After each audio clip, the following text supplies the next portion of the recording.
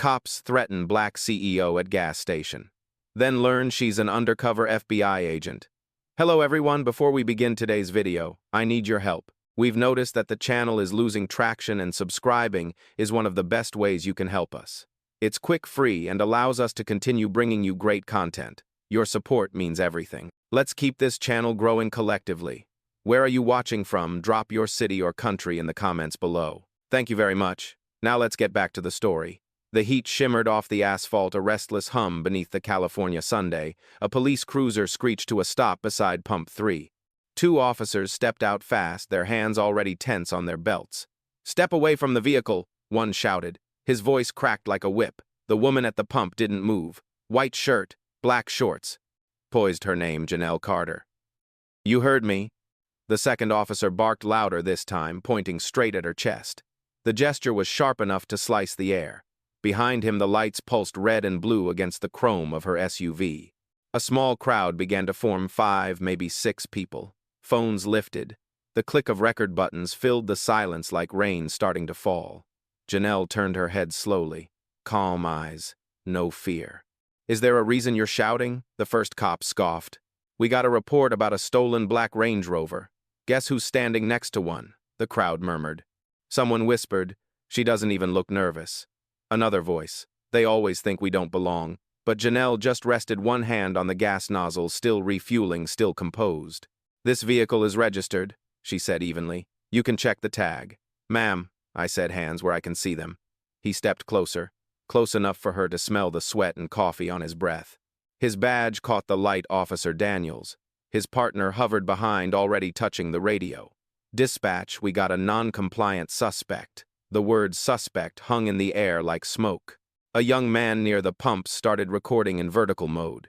"This about to go viral," he muttered. "Before we continue, where are you watching from? Drop your city or country in the comments below. And if you believe in dignity and justice, hit like and subscribe. These stories spark change. And we're glad you're here." Now back to Janelle. Daniels reached out, gripping her arm. "Don't make this harder than it needs to be." Janelle didn't flinch. She looked him dead in the eye. "You're making a mistake. Ma'am, you're resisting an investigation. An illegal one," she cut in quietly. Something in her tone made him hesitate barely. The other officer whispered, "She's filming this, right?" Janelle's lips curved into something that wasn't quite a smile. "You're the only ones writing the story right now." The cameras caught every breath, every glare, every inch of arrogance dressed as authority. And yet beneath it all, the calm woman at the pump wasn't what they thought she was. Not just a black CEO on her way to a board meeting. Not just a target of bias. There was another badge, one they couldn't see yet. And it was about to change everything. The gas pump clicked shut, breaking the tension for half a second. Janelle placed the nozzle back into its cradle movements, precise like she'd rehearsed calm her entire life. "Ma'am, step away from the vehicle." Daniels repeated, his tone hard but unsure now.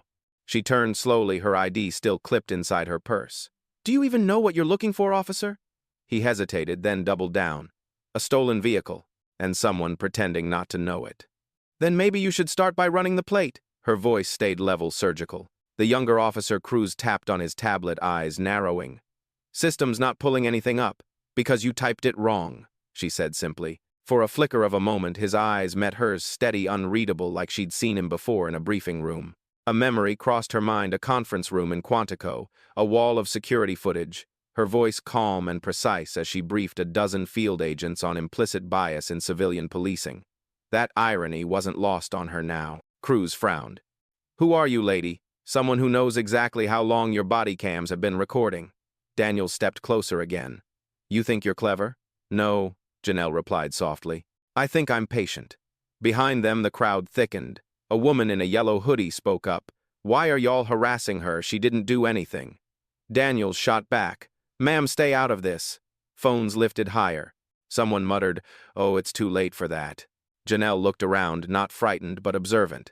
She noticed the license plate reflection in one of the phones. Good. Every angle covered. She lowered her tone. "If you're so sure I'm lying, call it in." "Run the VIN." Daniels pulled his radio. "Dispatch, verify VIN Alpha." He paused. The voice on the other end cut through the static. "Officer, that vehicle is federally registered. Stand by for confirmation." The color drained from his face. "Federally registered." Janelle adjusted her sleeve. "Now you're starting to see the problem." Cruz blinked. Wait federally as in... She looked at him quiet but sharp. As in you're detaining someone you probably shouldn't. The crowd gasped again, phones now zoomed in capturing every twitch of guilt. Daniel's jaw tightened. You think saying big words is gonna scare me? Janelle's gaze didn't waver. I don't need words. She tapped the small black device on her wrist. A faint green light blinked once then twice. Cruz's radio crackled again. All units hold position. Possible federal operation in progress. Silence fell heavy over the gas station. Even the hum of traffic seemed to pause. Daniel stepped back slightly, hand lowering from his holster. What are you? Janelle met his eyes calm as stone. The reason you should have asked before you accused. The silence after the radio message was heavier than sirens. Daniels froze halfway between authority and doubt. Cruz looked at him, uncertain, sweat pooling at his temple. Federally registered doesn't mean she's federal, Daniels muttered.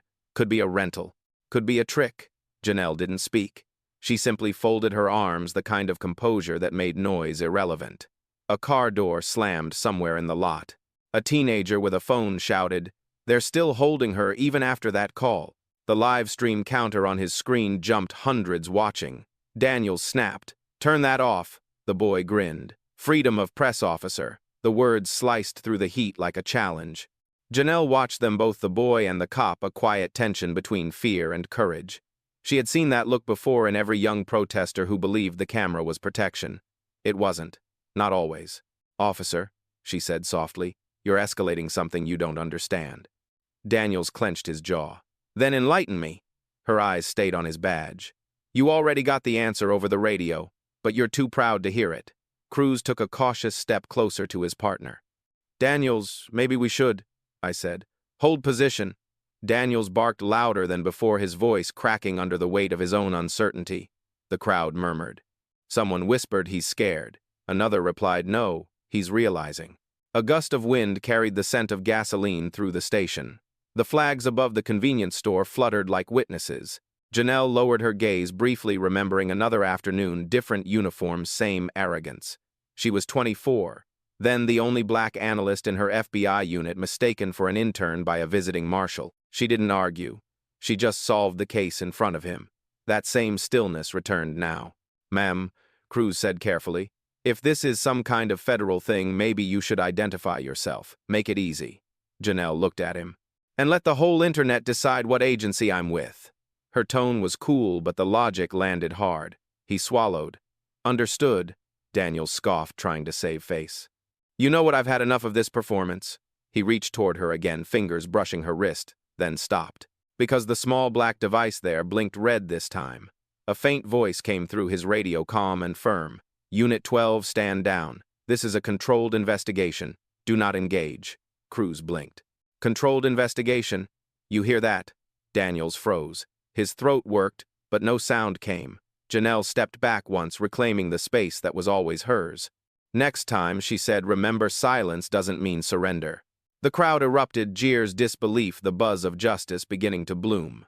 The crowd had grown from a handful to nearly 20 people, now circling the gas station like witnesses to an unfolding verdict. Cars slowed on the street. Someone honked, recording through a half-open window. Daniels wiped his brow. "Nobody move," he barked, his voice trembling between command and panic. Cruz's radio still hissed faintly, the same calm federal tone repeating, "Unit 12, stand down." Repeat, "Do not engage." But Daniels couldn't back down. Pride is louder than protocol. He turned to Janelle. "You planted that signal, didn't you? You people love setups. You people." The words cracked through the air like static. Phones lifted higher. Someone whispered, "He really said that." Janelle tilted her head, her tone colder than the shade beneath the gas canopy. "Say that again for the camera." Daniels stiffened. "Don't play smart with me." "Smart is all I've got," she replied. "You should try it sometime." The crowd gasped. Laughter mixed with outrage. Even Cruz's eyes darted nervously between them. "Daniels, enough," he muttered low. "This is going sideways." Janelle's phone buzzed once in her pocket. A coded vibration. Short, long, short. Protocol signal. Headquarters was listening now. She didn't flinch, didn't reach for it. Instead, she watched Daniels, studied his hands, his stance. Everything about him screamed fear disguised as fury. "You think this is a joke?" he spat. "No," she said quietly. I think this is your training unraveling in public. The boy live streaming turned the camera toward himself. Y'all, this is crazy. They're still pushing her after the FBI call. His chat feed exploded with comments. Classic power trip, stay calm, queen. She handling this like a boss. Daniels saw the lens spun around and snapped. Turn that off or I'll confiscate. You'll what the boy shot back. Add another mistake to your record. The air broke with tension. Cruz exhaled, whispering, Sir, she's not resisting and the feeds live. Just let it go. But Daniels couldn't, not now. His authority was bleeding out in real time. He pointed at Janelle again. Fine. Hands on the hood. Right now. She didn't move. You want control, she said softly. But what you really want is permission to feel powerful again. The words landed harder than any shout. Even the traffic noise outside seemed to pause. Cruz's radio crackled once more, this time sharper, unmistakable. All responding units, FBI en route. Secure scene. Do not engage further. A murmur rippled through the crowd. A woman whispered, She is with them, isn't she? Janelle's gaze never left Daniels. You wanted a suspect, she said, stepping closer, voice calm and lethal. Congratulations, you just found your mistake. And for the first time he looked away. His sound came first, low, distant, mechanical. Engines, heavy ones. People turned toward the road just beyond the gas station's neon sign. Two black SUVs approached, unhurried but unstoppable, the kind of vehicles that carried consequences. Daniels swallowed hard. His hand slipped off his holster. Cruz whispered, That's government. I know those plates. Don't assume anything, Daniels' snapped voice cracking under its own weight. The crowd parted instinctively, the way water moves when something larger cuts through it. Phones tilted, recording the convoy as it rolled to a stop. Janelle stood still at the center, framed by sunlight and sirens. Her calm wasn't silence anymore, it was control. The first SUV door opened. A man in a dark suit stepped out, sunglasses on, earpiece in. He didn't shout, didn't rush. He just scanned the scene, eyes sharp enough to cut through every lie hanging in the air. He spoke into his wrist mic, confirming, target identified. Stand down, local units. The words hit Daniels like a verdict. Target, he repeated dumbly. Janelle's lips curved slightly. That would be me. The agent approached her. Ma'am, are you all right? Perfectly, she said, though I can't say the same for their professionalism. Cruz exhaled quietly, shoulders sagging in relief. Daniels, however, stayed frozen, the kind of stillness that comes when a career starts to collapse in real time. The agent turned to him. Officer Daniels, he nodded, throat tight. You just detained a federal operative during an ongoing task force mission. Gasps rolled through the crowd. Someone whispered, Oh my God, she's FBI. Another murmured, I knew it. Look at her face. She was never scared. Daniels stammered, She didn't identify herself. She didn't have to. The agent replied, You were warned twice over dispatch. Janelle watched the exchange unmoving, letting silence do the talking. The live stream numbers climbed 10,015. The chat filled with fire emojis and disbelief. Cruz rubbed his forehead. Sir, we didn't mean.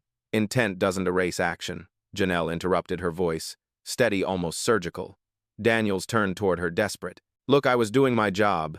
She took a step closer, calm as gravity. Then maybe you should learn what your job actually protects. A hush swept through the station. Even the agent paused, studying her. The CEO, the undercover, the embodiment of restraint turned justice. Sirens echoed faintly in the distance, not rushing to her but because of her. The scene was no longer chaos. It was order, but not theirs. Daniels still stood there, rigid and pale, the blue and red lights painting guilt across his face. The FBI agent gave a short command into his mic. Secure local officers. Begin on-site report. Two more agents stepped out of the SUVs, calm, deliberate. They moved like people who never raised their voices because the world already listened. Cruz backed away first. He unbuckled his vest, hands, visible compliance written all over his body. Daniels hesitated, then flinched when one of the agents held out a palm. Your weapon, officer. This is ridiculous, Daniels muttered, but the words sounded small, now deflated. Protocol, the agent replied simply. Janelle didn't move. She stood near pump 3, watching the transfer of power unfold exactly as it should. The crowd broke into whispers, excitement humming through the air. She's the one in charge. She's FBI and a CEO. That's power right there.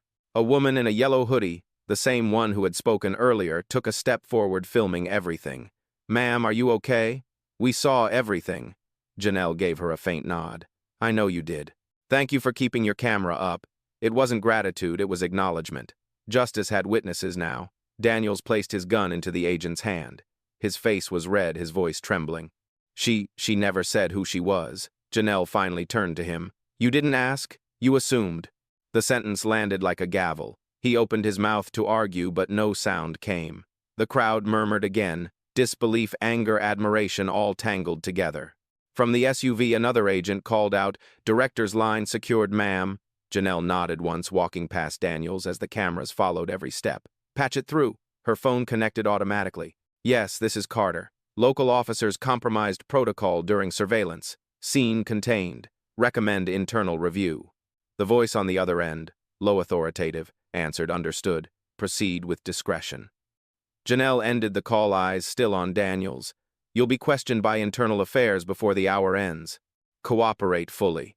You might keep your badge. Cruz looked down. Ma'am, She cut him off gently. You listened when it mattered. Don't stop doing that.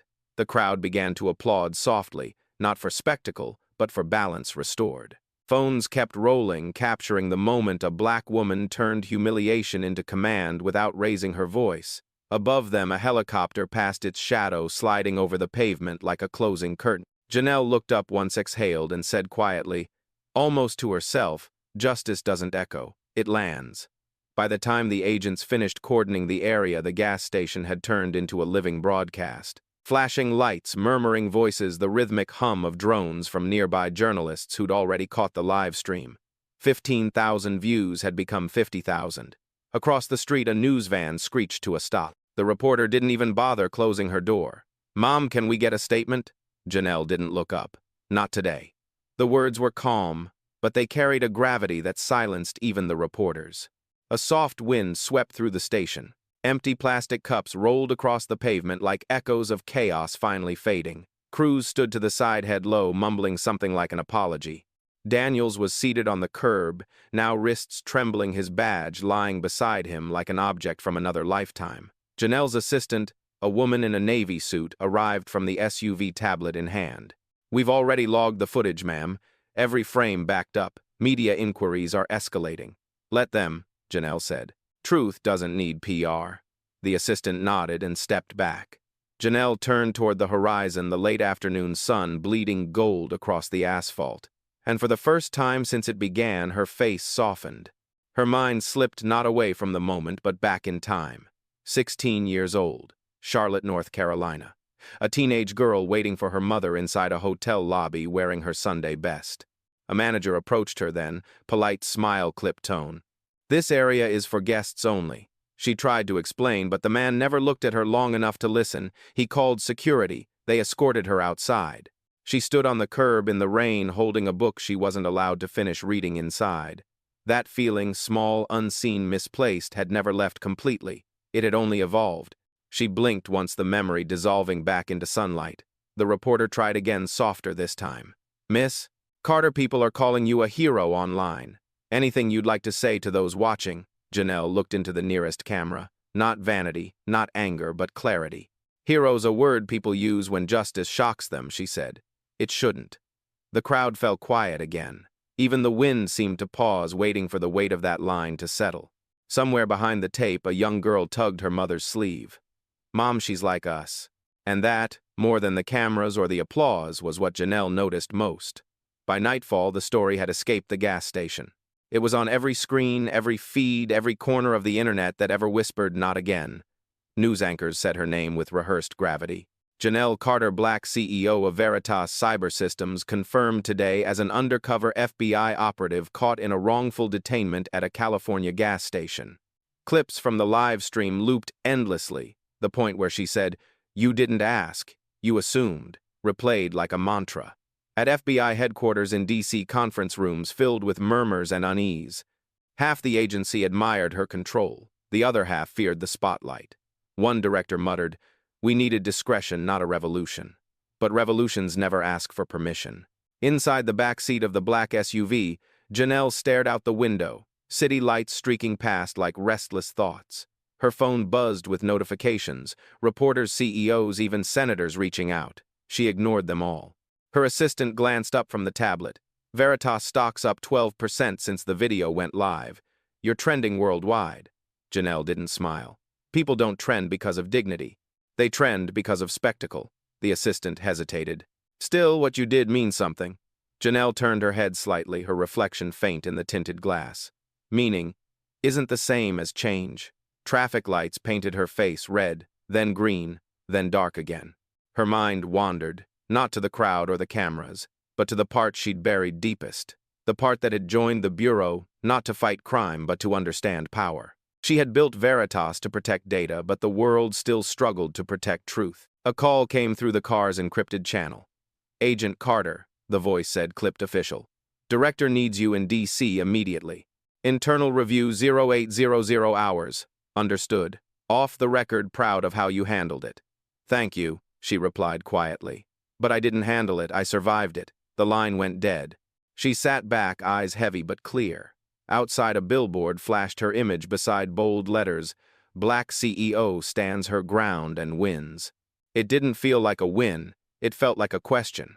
What if justice only mattered when people were watching? And what happens when the camera turns away?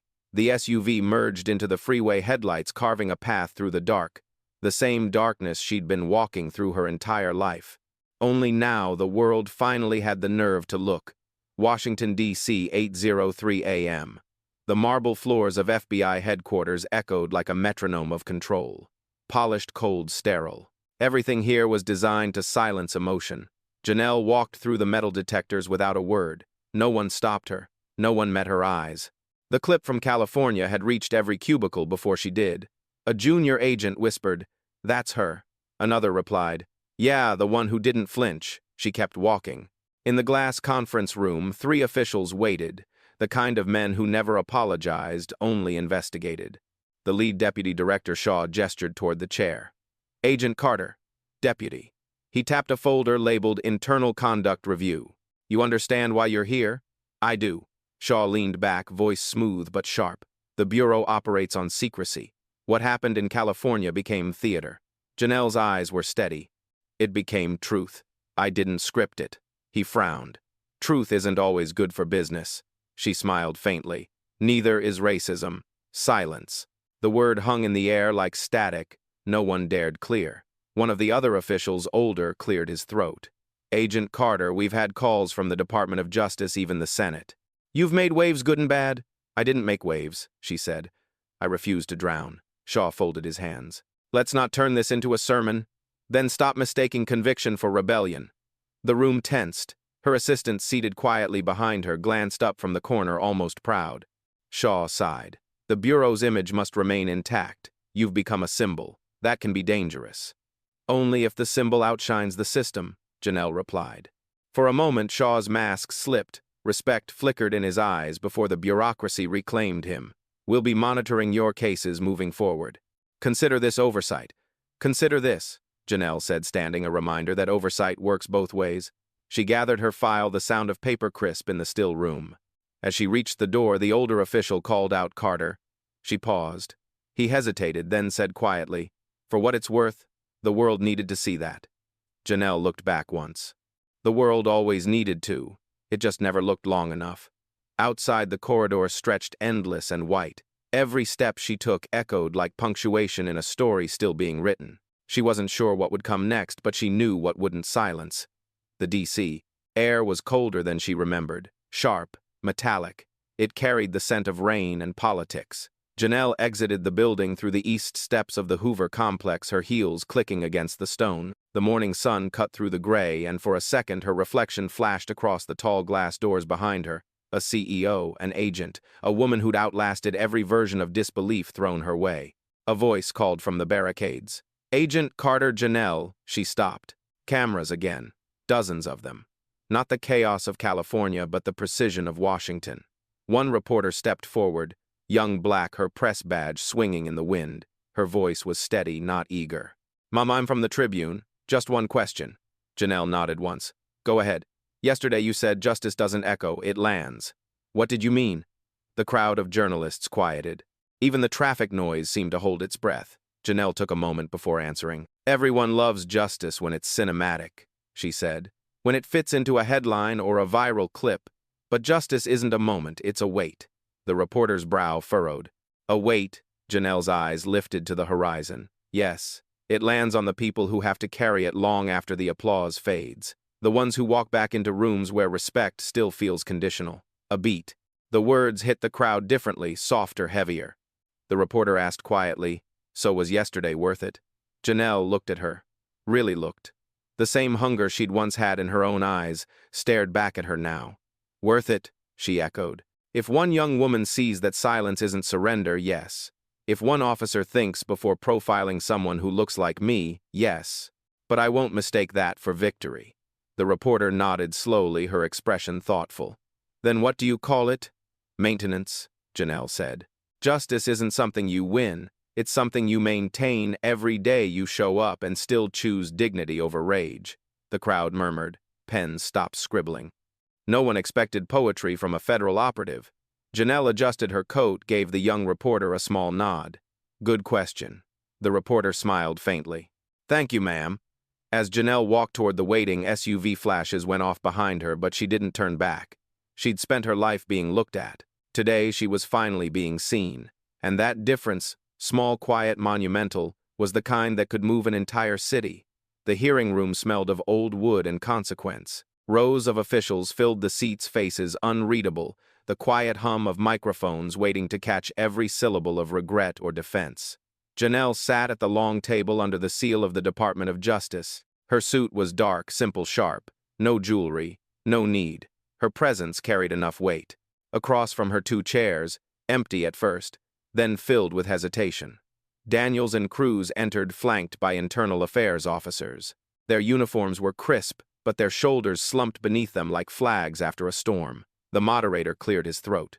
"This review is being recorded. Officer Daniels, Officer Cruz, you're here regarding the detainment of Agent Janelle Carter during an active federal operation. You may speak freely." The silence stretched. Daniels looked older now, his arrogance replaced by something thinner, something that trembled. "Ma'am?" he began, eyes darting anywhere but hers. "I thought I was following procedure." Janelle didn't respond. The quiet forced him to continue. "I didn't mean for it to get that far. The dispatch wasn't clear and He exhaled, shoulders shaking slightly. "I didn't see you." "Not really. I saw a profile." The word hung like an open wound. Cruz swallowed, then spoke. "He's right, ma'am. I should have stepped in sooner. I knew it didn't feel right. I froze." Janelle's gaze was steady, not cruel. "Freezing is what happens when comfort meets conscience," she said quietly. "But the person on the other side of that moment doesn't have the luxury of freezing." Daniels looked up, then guilt raw in his voice. "I've been a cop for 15 years. I thought I knew what bias looked like. I didn't think it was me." The moderator shifted uncomfortably but didn't interrupt. The room felt suspended between confession and reckoning. Janelle leaned forward, hands folded. "You made assumptions, officer, dangerous ones. But this isn't about your career. It's about what you do the next time your training meets a human being." He nodded slowly, eyes wet. "What would you have me do, ma'am?" She paused. "Listen, to the silence you almost created." Cruz blinked. "The silence," Janelle nodded. "The silence of someone who doesn't get to speak because they're already branded suspicious. The silence that fills a room when power decides it doesn't have to explain itself." The moderator adjusted his glasses. "Agent Carter, do you wish to make a formal recommendation regarding their disciplinary review?" The room turned toward her. The weight of her answer pressed against every breath. Janelle exhaled slowly. "Retraining. Not removal. A system doesn't learn by erasing its mistakes. It learns by confronting them." Daniels' eyes widened. You're not asking for us to be fired." "No," she said. "I'm asking for you to understand what it costs every time you forget who you swore to protect." A faint murmur rippled through the audience. Not applause, not shock. Something quieter, deeper. Respect. Janelle stood. The chair creaked softly behind her. "Justice isn't revenge, it's restoration. You'll remember that long after this room empties." As she walked toward the door, Daniels whispered almost to himself, "Thank you." She didn't turn around. "Don't thank me," she said. "Do better." The doors closed behind her with the weight of final punctuation. Inside, the echo stayed, not accusation, but awakening. Evening again. The city hummed beneath her office window, a river of headlights moving like time that refused to pause. Janelle stood alone high above the skyline of Washington, her reflection faint against the glass. No badge now, no press, no noise. Just the sound of her own breathing, steady and earned. Her assistant entered quietly. "Ma'am, the Senate committee issued a statement, official apology, public commendation. You're trending again. Millions of views." Janelle's eyes didn't leave the horizon. The internet applauds faster than it learns. The assistant hesitated. "People are calling what happened a turning point." She smiled faintly.